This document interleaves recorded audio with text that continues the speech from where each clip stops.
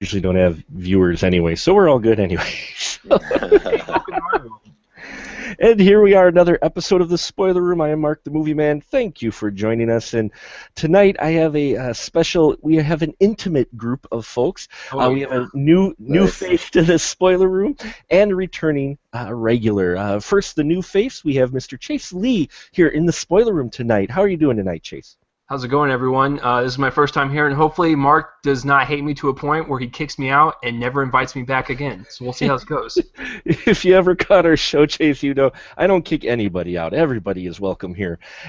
And then we have Mr. Andrew Shearer, the stand-in diva of the Spoiler Room himself. How are you tonight, sir?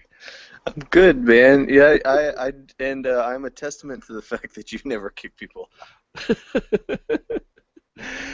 So tonight, the reason I gathered these talented gentlemen here is I saw Ex Machina or Machina, however you pronounce it. We're already off to a great start, everyone. We're already to the great start. Anyway, I saw this independent film this week and heard the buzz about it. Surprised as hell, our theater got it, went to see it, and it kind of blew my mind. And I had to talk about it with someone. And what better people to talk about it than those who've seen the film? And so tonight, I want to get first just general impressions of this film from you two. Chase, we'll start with you.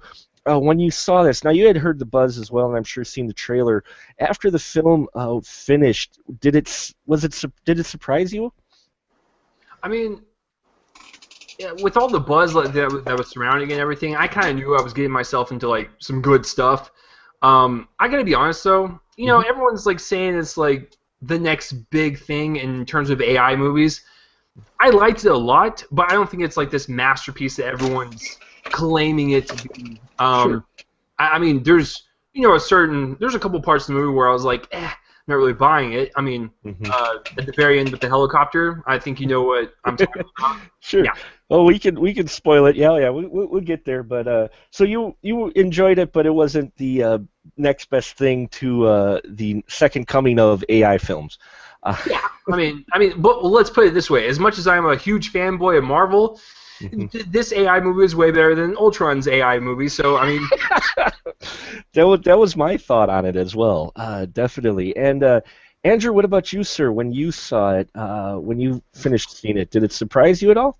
Yeah, I was really happy with it because most of what goes into the big screen, into the multiplexes in the sci-fi genre is actually like an action movie. It's very seldom that we'll get to see something like this. Like mass audiences will get. I was surprised there were people in there because A24, they don't have like the biggest release pattern for their stuff, and they don't make stuff that is going to give the audience the things they're used to seeing, right?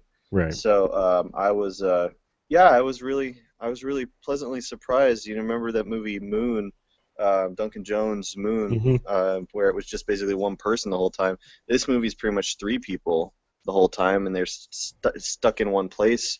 You know what I mean? So to me, that was rad. I just was like, nobody was getting up and leaving. Nobody was sighing, going, when is the aliens gonna show up? When is something gonna explode? You know what I mean? Very happy with it, yeah. Yeah, there are no explosions in this film, even though you do have an AI in here. And for those of you not familiar with the movie, basically, according to IMDb, it's about a young programmer who is selected to participate in a breakthrough experiment in artificial intelligence by evaluating the human qualities of a breathtaking female AI, which is one of the things I want to talk about tonight. But first, I want to talk about. We've seen this before in the film. Not many, but the old recluse, secluded, crazy scientist guy who's just got this huge breakthrough, and he decides to finally share it with someone, and things go awry. So, I mean, as far as the concept of that goes, I don't think it was original. I think, though, this film is original in its execution as far as how it handled the material. I mean, we've seen this theme before, but this thing gets heavy really quick, wouldn't you say? oh yeah. I mean, they waste no time. It's like we get a little introduction of him typing, and he gets the email. We find out he wins, and we dive right into the main crazy scientist guy who is played by Isaac fantastically, I thought. What did you think about this guy? Did he really play that crazy scientist to a T? I think, or that crazy genius? I mean, he wasn't like crazy, but he was. It was more of like Well, like he was super calm, but you knew that like he was like this is the word for it, a mind fuck. yeah. He is trying to like play games with Ava and Caleb at the same time. Like he was like that silent genius that like you just wanted to watch him work because he was stringing these puppets, and it was like a cat and mouse game. It was so cool. I loved his character. He was definitely a. Would you say he's a megalomaniac, Andrew, or? He struck me as being like the next generation or the current generation of, like internet rich or something like that. Yeah. As far as guys, because basically invented something that's kind of like Google, So he was like the post Steve Jobs guy, more like like with the Mark Zuckerberg maybe. And the audience seemed to really enjoy him. They were really like they were laughing at him and they were sort of relating to him. He was, he's laid back, but he also has this kind of semi-eccentric edge. But he was sort of aware that he was eccentric. You know what I mean? It was very unusual for that kind of character. The way that Oscar Isaac played him. He was likable. He was funny. I think at one point he's like, "Who are you gonna call?" And the guy's like, he's like Ghostbusters. Yeah. So he's like kind of doing things and saying things that make him more like one of us or the age group that's going to be watching this movie, rather than some weird old man. Or you know what I'm saying, or some guy that you can't relate to. He was very human, I thought, and of course, a raging alcoholic, but Yeah. more on like perhaps the I don't know, maybe not quite a junkie, not quite a frat boy. He just seemed he was playing against type. I thought that was an interesting choice for that particular role. There was just enough menace to be kind of afraid of what he might do. You know what I'm saying, like with some of his outbursts they would have, He had a really bubbly underneath layer of creepy, but it wasn't like, I don't know if it was a subtle creepy. You could almost call it with him, like you said. You weren't quite sure. I mean, he seemed like a lovable, niceable guy, but at the same time, he almost seemed like at any moment this guy could snap. Yeah, well, there was some undertones of The Shining in this. You had the remote Yeah. location. The shots of the mountains, the music, the white halls, the red carpet. There was a little bit of that in this movie. I felt like, in part, most of it though was him. That whole, like you just said, could snap at any moment. Well, yeah, and then he's got the whole creepy thing because he made it a woman, a female, of course. And here's a guy in the mountains by himself with a female. That part didn't quite surprise me though. With the other female that ends up showing up, did that surprise you at all, Chase? With her turning out to be a robot, I kind of suspected that from the beginning. Did you? Yeah, I mean, it was kind of weird because like at the beginning I was like, okay, she's just weird foreign chick that doesn't speak any English.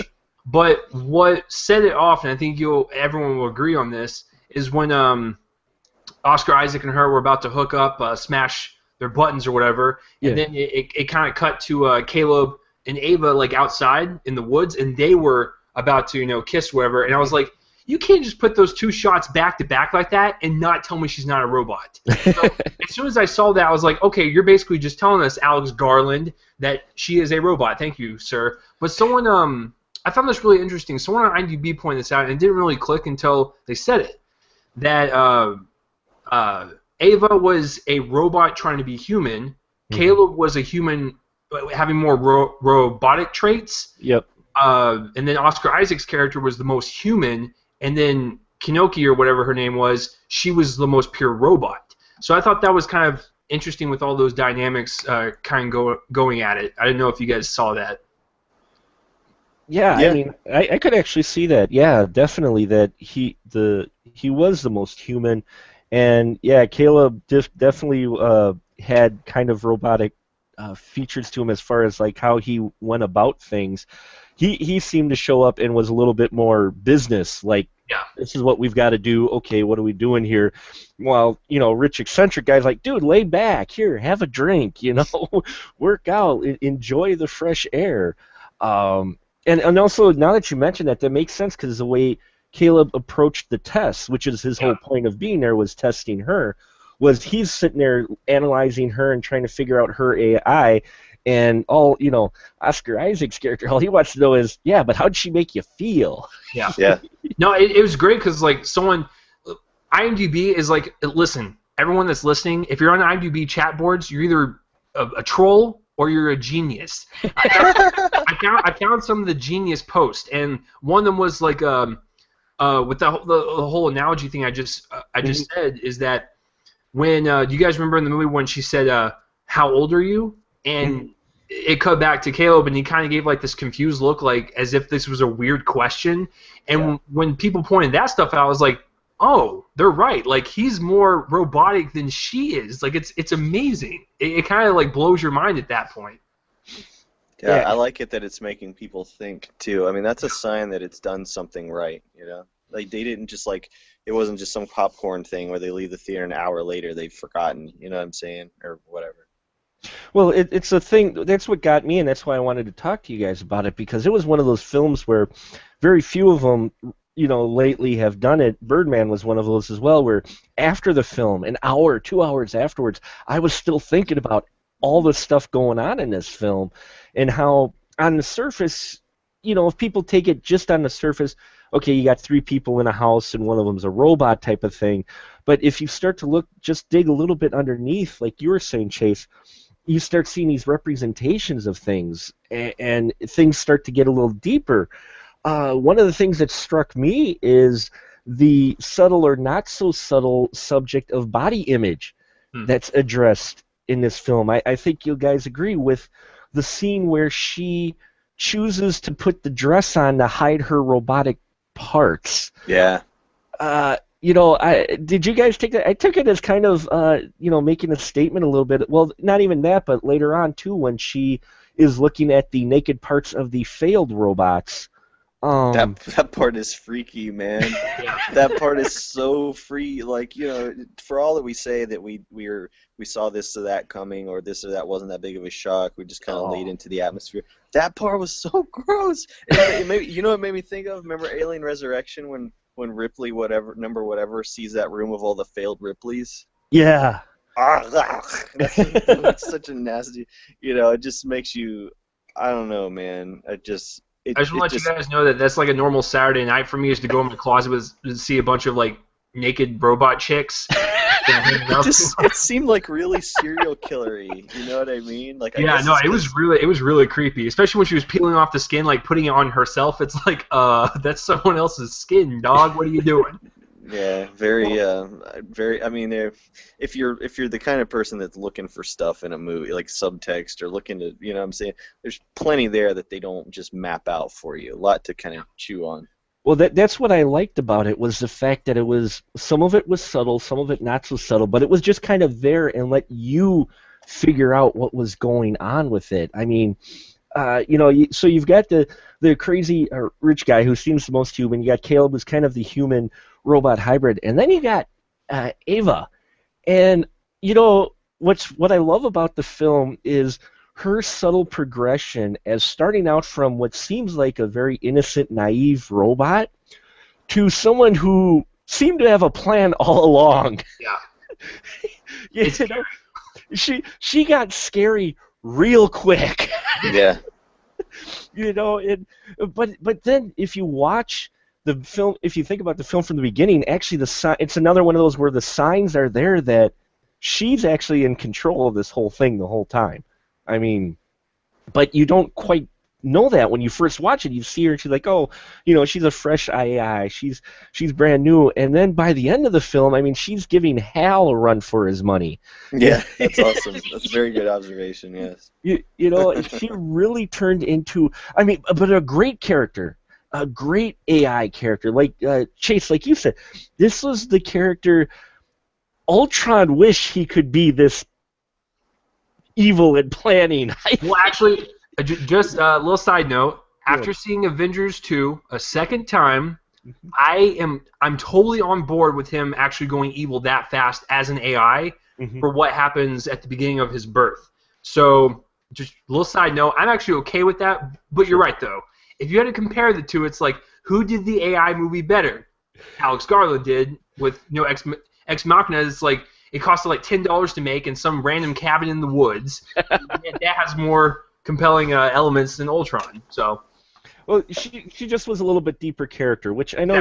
you don't, for a movie like Ultron, you don't look for too in-depth. Well, Ex but Machina is not made for 8-year-olds either. no, it is. That's true. Are you saying I'm an 8-year-old? I'm just. I mean, I it's haven't okay. seen it. I told Mark before you got on, I'm a huge Marvel fanboy. It's okay. I understand. I mean, I haven't seen the movie, but I've you guys been not to Target, I've see seen what's all in the the background here? I have a DC and a Marvel poster. This is why I don't get laid, guys. This is why my life is super just non-existent. Actually, those two posters next to each other in the back, you just short-circuited half the internet. But Good. That was my whole plan. Goodbye. But Ava, I mean, she was planning stuff from the beginning because he mentioned how there were power outages before Caleb showed up. Yeah. So I mean, she was already planning stuff, way beforehand. And so the question is, which is brought up in the film actually, did she use her sexuality to blind or coerce Caleb? Yeah. For sure. I mean, that's how my dates go. Is like they act like robots and like they completely defer me off the tracks, and like that's how it usually goes. I saw that and I was like, wow, she's using her naked metal body to confuse this guy into like tricking him. It's insane. Like she is definitely more human than he is. Crazy. She definitely was. What about you, Andrew? Would you agree that she was actually using sexuality to her advantage in this? Yeah, what happened to me when I left Ex Machina was I saw everybody, and this is something I noticed normally that happens after going to a movie, because this is one that I went to like late or whatever. Mm-hmm. So one or two of the other people that's in there, they get on their phone like immediately. The credits go, they don't even read the credits to get on the phone. And I just kept thinking then, so my drive home, I'm going like, this movie is about people falling in love with the freaking mobile devices and the computers. You know what I'm saying? This shit is, I mean, it's art, so you take from it whatever you will or whatever. But Right. like, yeah, because I thought about Ava. It's just like, how a guy would rather sit there and dick around with his phone than talk to a human being. You know what I mean? It's like, well, can you fall in love with the artificial, technology or whatever, or artificial? So, well, yeah, well, people have. You know what I mean? There's like, they can't wait. They're like, oh, phone, it's been 2 hours since I touched you. Oh, God. Well, like, I mean, if you want to get into some creepy technology porn, just watch her. Yeah. Well, It's a fantastic AI movie, but that's still. the guy who falls in love with Siri. I mean, that was, you have all different ways of looking at it, but to me, dude, for real, with Ava, I saw her as, all the other, when they showed all the other models, I'm like, there's iPhone 5, the iPhone 4, you know what I'm saying? It's like, no, we gotta have the new sexy, sleek one or whatever. And of course, interacting with her is preferable to, we go meet a real woman or man, Nah. Nah. And it would, and with And the then, fact, of course, it turns on you when you have to do the update. You're screwed. That she does. They don't call them viruses anymore. They call them They call them updates. Well, that makes sense, though, because Caleb was a tech guy. He was a geek guy. So you've got the extra attraction. Not only was she made rather attractive, but, he's attracted to technology. So, yeah, I can see that angle because she's not only a pretty face for him, but also a technological marvel. So yeah, because like me or you, we'd be like, you're interesting, Ava, but check it out. I'm never putting my what in your whatever it is because I don't want to get electrocuted and die. Or I'm saying I don't. Full disclosure, I would. Right? Some people. I could see, there are people who do already and will. So that was the way. That was the way. I mean, there's neat things going on here about gender. Obviously, and like you said about sexuality and all of that. But that was my takeaway. It was more about a commentary on where we are with our obsession with artificial everything. Was there a bit of a feminist vibe too with Ava? Do you think, or no? I didn't really see that. Hmm. Well, I it's mean, a I. neat comment. You got to because it's a kind of an ambiguous character a little bit, Hmm. and she obviously is she's not quite like you said with the body thing. I thought that was a good observation because she doesn't have quite all of her skin on and all of that stuff. One could say that she's the sort of the real gender norms with clothing, with hair, with all that stuff have not yet really applied to her. So Right. when he's kind of interacting with her, she does have the voice, she does have kind of the build and the facial features. But beyond that, it's like, well, what about her as female? You know what I mean? And Right. for her to, for all the things that go on, I mean, uh, the Bechdel test, Rachel Bechdel test, right? Where it has to Oh be, yes. one woman and another woman at least talking to each other about something that's not a man, or a wedding or a baby or something like that or whatever. And she and Kyoko, right? They but Yep. eventually get together, and they they mess up. They mess Nathan up, you Yeah. know. And They to fuck him up me, real good. yeah. So if one were to to do some sort of like just a blanket analysis based on Bechdel test, that right there passes to me. Yeah. Oh yeah, definitely. And let's talk, dude. I've watched a lot of horror films. We've here have all watched a lot of brutal films.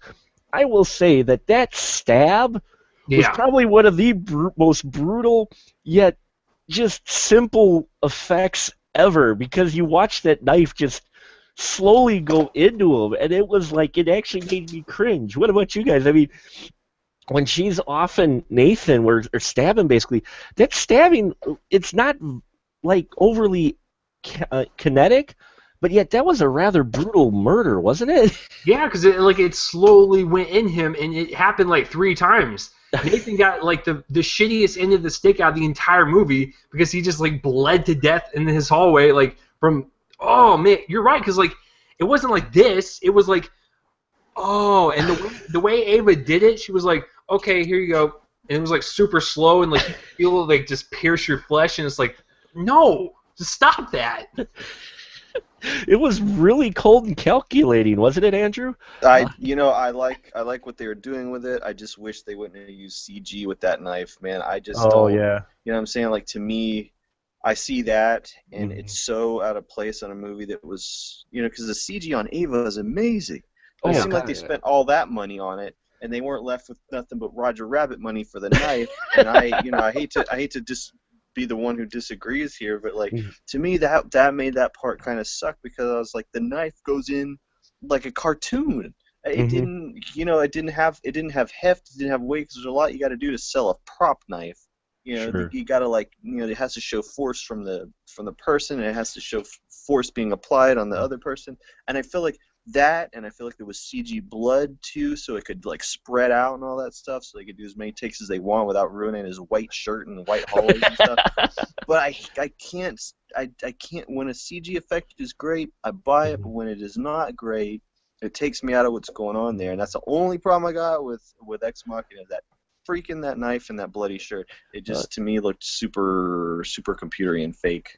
See, and I guess for me, I didn't notice it too much. Maybe I was caught up in the moment. You Also, might have been, but it you took know, me out of it. That's what I guess the point I was making. sure, I no, was up, I was that's into it, and then I saw that, and I was just like, "Could y'all really do it, something about the it, Pixar knife on this? it, Could you everybody sees something different. Well, Definitely. sometimes movies go to the theater and the effects aren't finished. Like it may look Right. awesome on Blu-ray. They might like, completely fix that, but sometimes they try to meet a release date and stuff Hmm. just doesn't.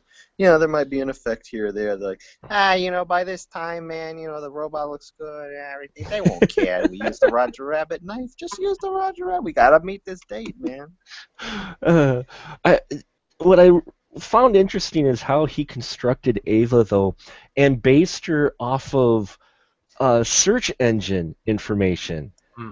It, did that added a little bit of a creepy Yeah. oh my thought with him going, yeah, I just collected all this information from people searching and their facial expressions and that from people's pictures across the web. And what do you think, Chase? I mean, that made a valid point of just how much information's out there nowadays, didn't it? Like I'm not gonna lie. Like as soon as he admitted that to Caleb, and he was like, "Yeah, she was built off a search engine," he was like, "So you've been looking through my porn?" And it's like, that's creepy, man. Like, I don't want anyone looking through my porn. Like, was like, dear God, like, no, man, it was like a total creep vibe, and I was like, you know what's really scary is that this is gonna happen. Someone's gonna take all of her information, create some AI, and then she's gonna come hit on me at a bar, and then, like, Nathan's gonna be like, "Oh, I created her because of all the porn you watch." And I'm just like, "Nathan, stop going through my porn, man!" And I'll punch his ass out, and then he'll be gone. So, but no, it was super creepy. Yeah, it made a point though. I mean, I like that point. This definitely was an interesting film and a more modern take on the AI without the whole explosion and super special effects, except for Ava, which Yeah. I didn't see a flaw in her special effects. I don't know about you guys, but for me, I mean, I couldn't believe the effects they used on her for a film like this, because, like you said, there must have been where all their budget went, because it cost like 11 million pounds or euros to make, apparently, and it must have went all to her. I think that's some of the best CGI I've seen on a person, where they're doing the composite. What about you guys? I mean, did the special effects for Ava just kind of knock you back, going, wow? It was ridiculous because like there was like a few scenes in where like I wanted to see like where I could see the masking from the compositing or whatever. I couldn't. Like it was so perfectly lined up with her skin on her neck, and when it dipped down to like her metal like skeleton or whatever, Mm-hmm. it was flawless. You couldn't see anything, and like it has to do with her hands and her feet. I was like, this is insane. Like this is a low budget independent film. And this has got better special effects than a Michael Bay movie. What are you doing with your life? What are you doing with your life to where that's better than a Transformer? Yeah. Stopped. Like, yeah, it was good. Yeah, it was, and simple in concept too. Yeah. I really liked how simple the execution was. This is what I want out of my sci-fi. I want this type of sci-fi. I like this type of little bit more heady, not so much full of special effects. I mean, there are, but not to wow you. But they actually served a purpose. Wouldn't you say, Andrew, that the special effects in here actually served a purpose? They weren't saying, "Oh, look at what we did with Ava." Yeah, there's a lot of movies that want to just say people go to take the movie coaster. They want to go on the ride, they want to be thrill spill, they want to get all the latest whatever for their money. But for me, I like things that are, I think, with sci-fi, especially when you're dealing with artificial intelligence, you want that human side to be at the front. You want that to be, because then you can connect. Like, well, I'm flesh and blood. Then this is the part that I understand. There's a very fine line there that you're dealing with, to where you just have people kind of tune out and go, I'm watching a bunch of things like look like a pile of scissors, but punching each other. You know what I'm saying? Like you kind of disconnect, and so it's a very subtle thing that they're doing, and without a great looking effect that is mostly person.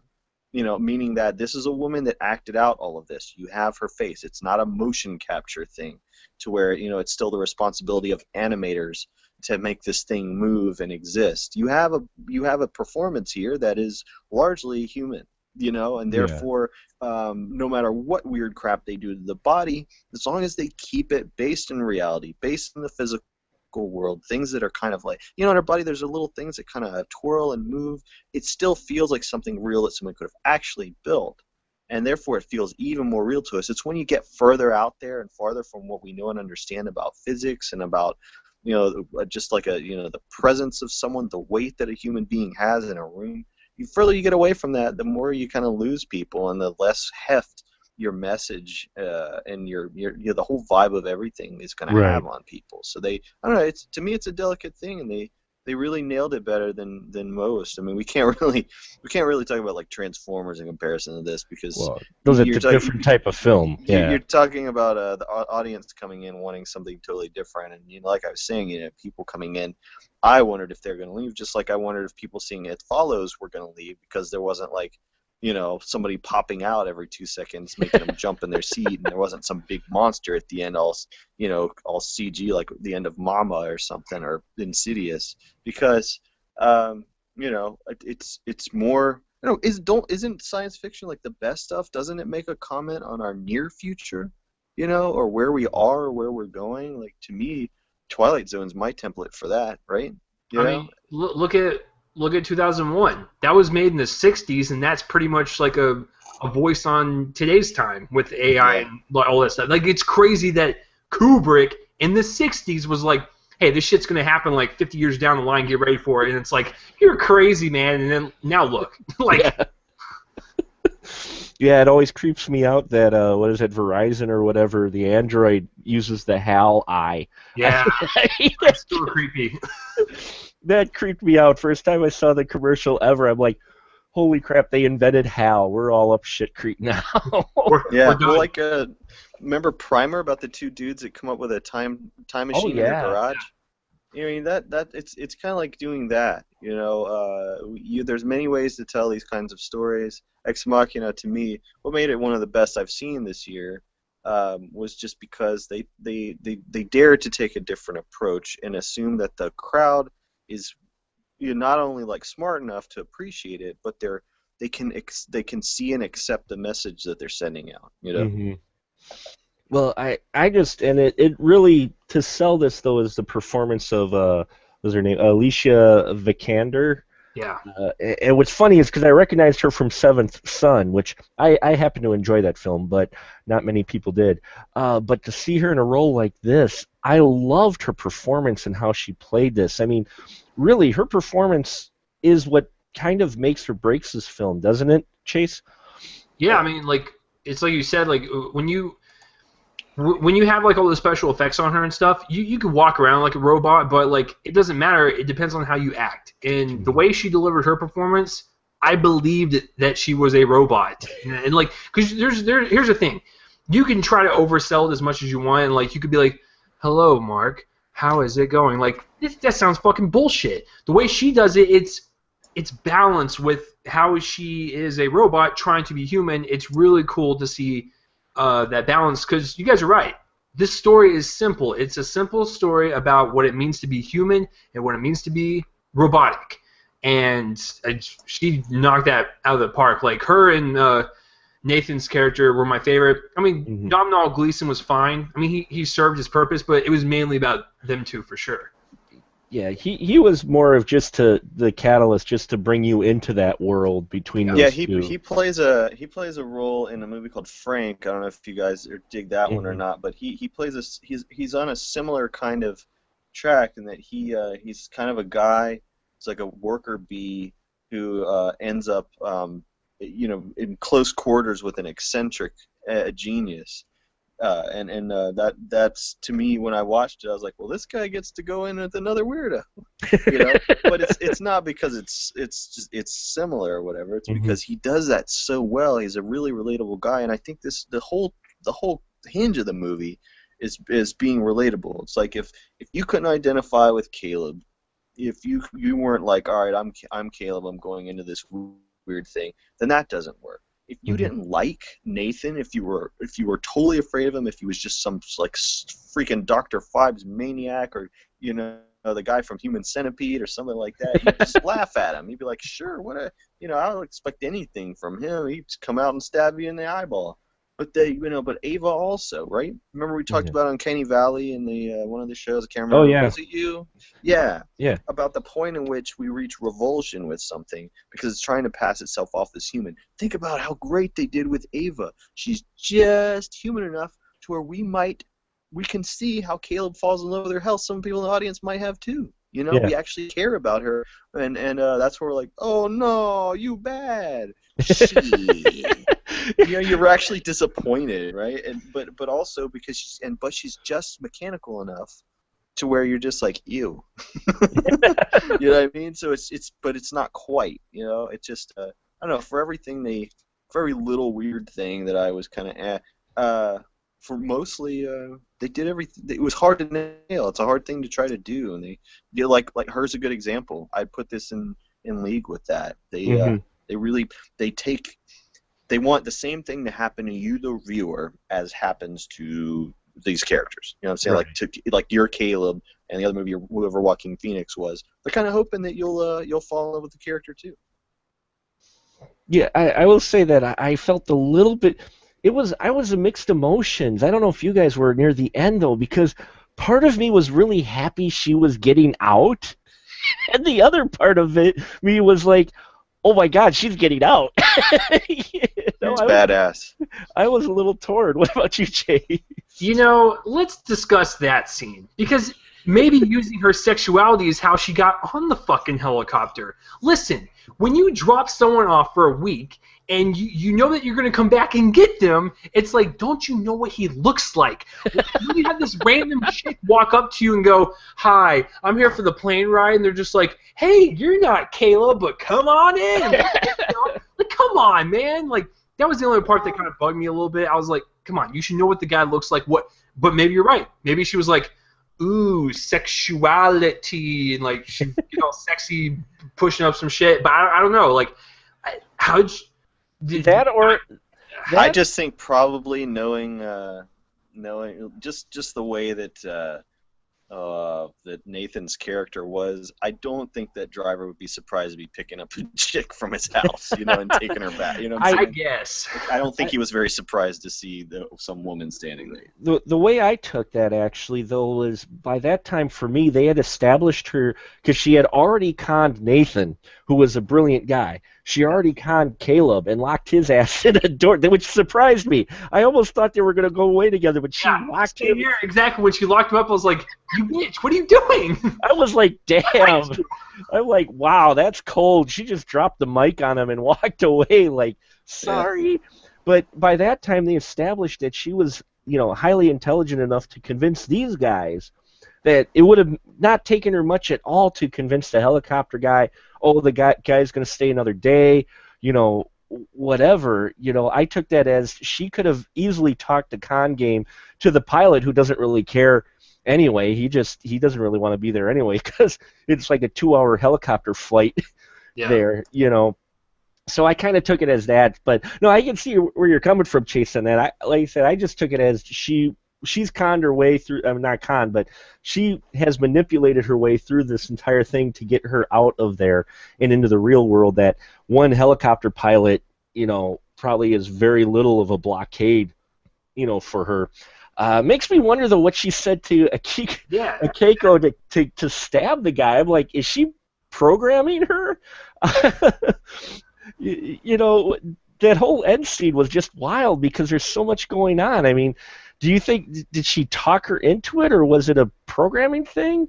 I think she talked her into it. Like, I think she was just the most master manipulator AI robot we've seen in a long time, and she was playing everyone, which is funny because even though I'm kind of peeved about the whole helicopter thing, I'm actually kind of glad though because when she got into the city, where was she? She was behind glass again. Yes. I thought that was kind of weird. That was like, you've been behind your glass your whole life, and you end on you being behind glass in the real world, which is kind of, I don't know, maybe an analogy that we're, as humans, we're all caged up inside in society. Like, I don't know. There's probably something like that. But, I mean, yeah, I think she was a master con artist. Like, she was just, you know what? And I'm not going to lie. I thought she was really likable, and I thought she was kind of sexy as a robot in the beginning, but when you see that she's all conning and stuff, that she's even hotter to me. It's like, hey, Ava, why don't you come back to my house? We'll play some robot music. We'll do the whatever. So I mean, like, in a weird way, even though she kind of conned everyone, she was actually more attractive. Like, I don't know. What about you, Andrew? Did she actually get more attractive finding out that she was actually playing everybody from the beginning? I thought that the movie it's neat. It kind of asked you, it's like, would you fall for this? But to me, in truth, given my observation of what the film was saying, the question is, have you already fallen for it? Yeah, it'll be your own downfall for falling for it. I mean, even Caleb making the assumption. I mean, him getting locked in, I will say that was probably one of the biggest twists for me. I'm like, okay, I can see where this is going. And all of a sudden, Caleb, his ass is locked in a room. And I'm like, oh, she's not taking him either. He did the update, and now this shit won't turn on. I felt so sorry for him. As soon as we saw that last shot of him, like, with his palms on the glass and he was screaming, I was like, he's gonna die in there. Like, this is really sad. Like, he's gonna eat it in there. No, he won't. He'll wait till she's gone, then he'll go have sex with one of the other guys. He's gonna go raid Nathan's closet and be like, "Ooh, I want the half like skin robot chick with the nipple poking out. Come over here. We're gonna do it on the bed." All right. I'll go for the one without the arms. There you go. See, that's the grossest thing anyone said in this whole show. You win, Mark. That was messed up. We're gonna have sex with an armless, half-skinned robot chick with a nipple poking out. This is excellent writing, folks. This is how it should have ended. But I will say, well, a few things I did see coming. There were some surprises in this film, and overall, I felt that it was a nice, refreshing, original change on something we've seen before. Because, as we've all mentioned, this was actually a fairly simple story. Yeah. But it was the way it was executed and performed and just laid out for you that you have to appreciate it. And there is just so much going on in here. And on the surface, it seems like just three people out in a cabin in the woods, but there is a lot of subtext, I think, if you just start scratching under the surface a little bit, and even statements about how we have a relationship with technology, which I think Her is probably the other film that's come out that's done it really well. It was recently. more on the nose what it was saying about us, yeah. Definitely. Yeah, definitely. But which surprised me. It's surprised that they released this film now, because in all honesty, this film had such a feel of being an awards contender, and it's coming out now, so hopefully it doesn't get completely lost and at least get some kind of acknowledgement, because I think out of all the big, huge, super blockbusters, here we have this film in the middle of May being released to most theaters that is a thinking film. It's a film that isn't wowing you with explosions and lots of lights, but yet still has those effects in there, but a lot deeper message, I think. So I think we'll wrap it up tonight real quick. Chase, real quick, why don't we pimp your stuff like we always do at the end of the show? Why don't you tell people where they can find you at, find your stuff at? If you guys want to follow me for my random shit, I guess on my Twitter, it's @RealChaseLee. If you want to be scarred for life, but maybe laugh your ass off and maybe criticize me, that's okay. I welcome everyone. I'm also on We Live Film. You can go over there and find my stuff. YouTube. You guys need to go to my YouTube. Just find me on We Live Film. It's more entertaining there than anything I've ever done in my life. I got a podcast. I'm all over the place. So just thank you, Mark, for having me on this bad boy. Oh, well, we appreciate you having you here, Chase. And Andrew, of course, go ahead, sir. Please let those few new listeners we have know where they can find you at. Oh, hey, thanks everybody. Hi, how you doing, man? If you have Amazon Instant, if you enjoy renting movies on there, I have 4 fine feature films that you could rent for very cheap on there. Fake Blood, Pajama Nightmare, Mondo Gonzo, and the latest, The Underground Cinema, cinema with an S. They're all available if you like cheap, weird things and want to encourage people to continue making cheap, weird movies. Thank you. Thank you, and we'll definitely put a link on the Special Mark Productions webpage for Chase's stuff. You can find a link for Andrew's stuff and all the other people who have been in our spoiler room. Plus, you can find all the old episodes at specialmarkproductions.com, stuff I do for We Live Film, for my own channel. It's like a one-stop shop. You can go there, or on Twitter, @MovieManiac3D. I am there as well. Plus, we have an email. It's spoilerroom.smp@gmail as well. So I want to thank these fine gentlemen for joining us this evening on the Spoiler Room, and I hope you enjoyed our discussion of this very interesting and original sci-fi film, and I hope we get to see more films like this in the future, because they are definitely a refreshing change among all the other Michael Bay-dom explosions that go on for our sci-fi. And that'll do it for us here in the Spoiler Room, where the conversation is fresh, but the films are definitely spoiled.